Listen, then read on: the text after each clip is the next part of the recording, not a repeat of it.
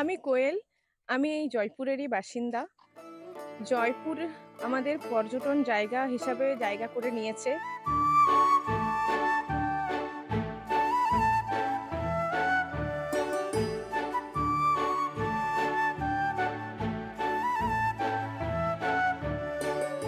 তো এই পিকনিকের সময় আমাদের এই পিকনিক স্পটগুলিতে প্রচুর থার্মোকল, প্লাস্টিকের জিনিসপত্র এগুলো পড়ে থাকে।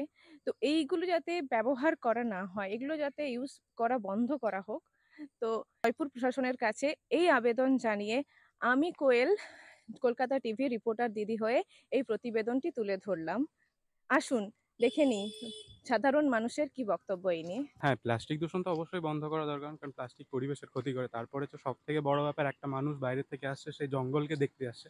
তো সে যদি এসে হঠাৎ করে দেখে এরকম রাস্তা বা পিকনিক স্পটের পাশাপাশি প্লাস্টিক পড়ে আছে, তার পক্ষে একটা খারাপ এফেক্ট পড়বে আমাদের জয়পুরের পক্ষে। বা সে যদি দেখে বা সেও তো পরবর্তীকালে যখন আসবে, সেও আরেকবার চিন্তা ভাবনা করবে যে আমি এসেছি জঙ্গলকে দেখতে। জয়পুর এখন পর্যটন ক্ষেত্র হিসেবে খুব ভালো নাম করেছে। জয়পুরে প্রচুর পর্যটক আসেন। আমরা চাই যে এই প্লাস্টিক বা এই থার্মোকলের ব্যবহার যেন অতি সত্বর বন্ধ হয় এবং এখানে প্রশাসন যেন নিজেরা দায়িত্ব নিয়ে সে সমস্ত পরিষ্কার পরিচ্ছন্ন করেন। হ্যাঁ, আমরা এলাকাবাসীর বক্তব্য তো শুনলাম। এরপর আসুন আমরা প্রশাসনের কাছে তাদের বক্তব্য একটু শুনে নিই। প্লাস্টিক নিয়ে আমাদের জয়পুর পর্যটনের জায়গা। আমরা পর্যটন আসার আগে থেকেই উদ্যোগ নিয়েছি যে প্লাস্টিক আমাদের বর্জন করতে হবে।